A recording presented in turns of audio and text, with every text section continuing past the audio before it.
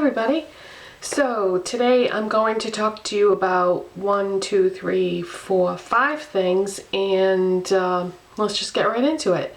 So if you watched yesterday's video, then you know about my adventure with the Almay Softies. And I had gone up to Target a few days ago, and there was one on the shelf by accident, but it wasn't supposed to be out yet. So I wanted to get a couple more colors to do a complete eye look before I made my final judgments on these. So I went up to Target yesterday, and I looked all over the place and didn't see them. So went and talked to an employee that I found about, you know, where they were and whatnot. And she looked into it some, and she spoke to, I guess, her supervisor, and her supervisor told her to go in the back and get the display and bring out some of each color so that I could, you know, get what I wanted, because they had told me a few days ago to come back. So that's what she did, and thank you very much to Jaquelia, and I bet you didn't think that I would remember your name. But I appreciate you going and doing that, because I really wanted to get a couple more of these eyeshadows, and I told her I would shout her out in the video. So I am wearing 3 colors of these today. So they're the Almay Shadoe Softies, and these are very excuse me, these are very strange. The first one that I got the other day was called Cashmere, and it's sort of a beigey light gold champagne type color. And when you rub your finger across these, it feels like a typical powder eyeshadow. Not a lot of pigmentation there. If you press down, it has some give to it, sort of like a Maybelline bouncy blush. If you've ever tried one of those, then you know what I'm talking about. It's like spongy almost, but yeah, not a lot of pigmentation on that. And I have this on today as my highlight color. And you know, it looks nice as a highlight, but not much pigmentation. Then on my lids, I have the color Creme Brûlée is what it's called, and it's a frosty peach color, and I had the hardest time trying to get any of this on my eyeshadow brush. I normally use a MAC shader brush to apply my eyeshadow, and I could not get any of it to go on the brush. I don't know what it was, so I ended up using my finger, and this is what it looks like swatched. You can barely see it. I had to keep swirling my finger on the eyeshadow and going over it and over it and over it. And I do prefer mattes in terms of texture for eyeshadow, but sometimes shimmery can be good. Sometimes shimmery can be very pretty. Sometimes shimmery can be pigmented. It just all depends on the eyeshadow. And this was not pigmented at all. So I have this on my lids. And then in the crease, I have Hot Fudge is what it's called. Now this is a matte, dark brown matte, but doesn't apply this way because, again, this is not pigmented. That's how it looks when you swatch it. So it has kind of a reddish tone to the brown.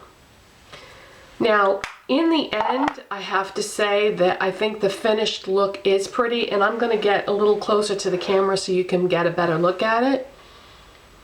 But that's what it looked like when I was done.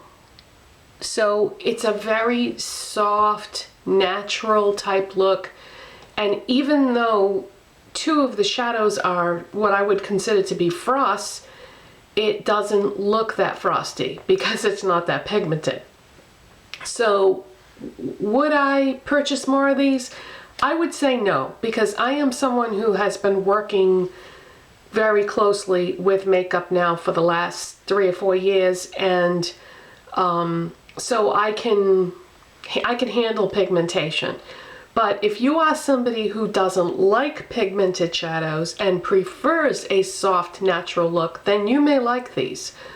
I just find it kind of frustrating to have to go over it and over it and over it. I mean, you wouldn't believe how many times I had to keep dipping my finger into the peach color to get anything to show up on my lids. Now, as far as the brown one goes, for the crease, it was the same thing, but not quite as bad, I guess, because it's a matte finish, and it's not marked on the shadows what the finish is on these. You just have to kind of look at them, I guess. So I wouldn't personally recommend these. The price is not bad on them. They were $4.49, I believe, but I think it's going to be a deal, just like with the new Shadow Link eyeshadows from Revlon, whereas some of them seem to be better than others. So yeah, it's totally up to you whether you want to try them or not, but it is pretty, but I don't know, I'm just used to a little more pigmentation than that. So let's move right along now to my nails, because I forgot to talk about them yesterday and I had a new color on them. This is Wild Violets. It's part of the Revlon Parfumerie collection, and it reminds me a lot of Linkin Park After Dark. It's one of those dark, almost black purples.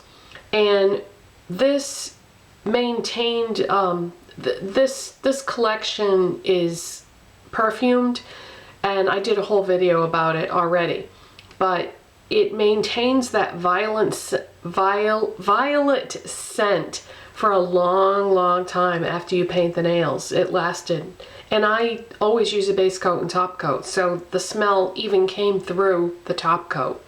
So this one was very heavily scented, because I know some people don't like that, but if you don't like that, I would just stay away from this collection altogether, because that's the whole point of it, is it's supposed to be perfumed. But yeah, these are great polishes as far as how they apply, lasting power, all that sort of thing. So really like this color, because I feel like it's kind of typical in terms of the colors that one of the colors that I like to wear in the fall is a dark purple, because it kind of just, it's almost like a neutral in terms of the fact that it goes with pretty much everything. Okay, so the next thing I want to talk about today is, instead of talking about foundation, because it's the exact same foundation combination that I had on yesterday, I'm going to talk about my blush. This is Natural Twinkle. It's a CoverGirl Cheekers blush, and I bought this the same time that I bought the CoverGirl True Plum that I showed you yesterday. This is a really pretty, kind of warm toned pink, I would say. And it's got a tiny little bit of shimmer in it, but you really can't see it when it's applied. And it also has that nice, well, maybe you can see a little bit of that shimmer, but it has that nice sheen to it that the CoverGirl blushes have. So I really like my CoverGirl blushes. And I bought a new blush brush, and I think I may have found my holy grail blush brush. My thing with blush brushes is usually I feel as if they are way too big, because when you use a large blush brush, it ends up being difficult to get the exact placement that you want, and it just goes over too big of an area. So I had switched to smaller blush brushes, but the ones that I was trying were just a little bit too small. So then I switched to a flat top brush, and then I couldn't really get the shape that I wanted because of the flat top. So anyways, this ends up being absolutely perfect for me for applying brush. And it's gonna look funny because I just washed it, because I deep clean my brushes every day. But this is what it looks like. So the size of the brush area on this is, I think, perfect, and it's tapered, so you can really get exactly the area you want. And if you wanted to angle it, which I like to do sometimes I don't, it just depends on my mood, but if you wanted to angle it, it just makes it really easy to get that angle and then, you know, I do my contour right underneath that. So anyways, what is this brush? This is the e.l.f. Studio blush brush, $3. And I've had such good luck with all the e.l.f. Studio brushes that I highly, highly recommend all of them. I have a lot of them now, and I reach for them all the time. I'm gonna have to do a video in the near future showing you exactly which brushes I use for what, because I've changed up a lot of them in the last few months, and I think I've really got it like right down now to ones that I feel apply each product perfectly for what I use it for. But yeah, the e.l.f. Studio blush brush, $3, wherever e.l.f. is sold. And then I also want to talk about what's on my lips today. And this was courtesy of Ulta's rewards program. I think it's 4 times a year. I think they do it quarterly. Ulta sends you a certificate in the mail, tells you what level you are, and then you choose from a list of rewards. So I got my certificate, I was level 2, and I was thrilled about that because it seems like whenever I look at that chart to determine what I want to get, to me, my favorite things that are listed are usually on level 2, so I'm always sad if I'm anything but level 2. So I finally got to try one of the L'Oreal leGlosses. I'm sure most of you already have one of these in your collection, but I did not. And so it's the L'Oreal Color Riche leGloss. And I chose the color Baby Blossom, which is a light peach because, don't know why, but really, really into light lip colors right now. And there's a lot of product in here. I mean, gosh, this is gonna last forever. And you get 0.40 fluid ounces in here. So yeah, that's a lot of product. When I first opened it up and tried it in the car, because I can't wait till I get home, the only thing that came out of there when I squeezed it was a clear gloss. It didn't have any color to it. And I was like, well, that doesn't make any sense because I can clearly see in the tube that it's a peach color. And then I tried it again later that day and the same thing happened. But then when I put it on today, I actually got the true color. So I think what happens is I think that the excess oil in the product rises to that applicator area, and I shook it up as hard as I could because I could tell that it was separating, and it still the second time came out clear. But now it seems to be all right, and I think I'm all set. And hopefully it won't be separating anymore, but I'll probably, you know, when I do use this, I'll probably give it a good shake just to make sure that that doesn't happen again. But the smell on this is a little bit, I think, vanilla. It's that sweet smell.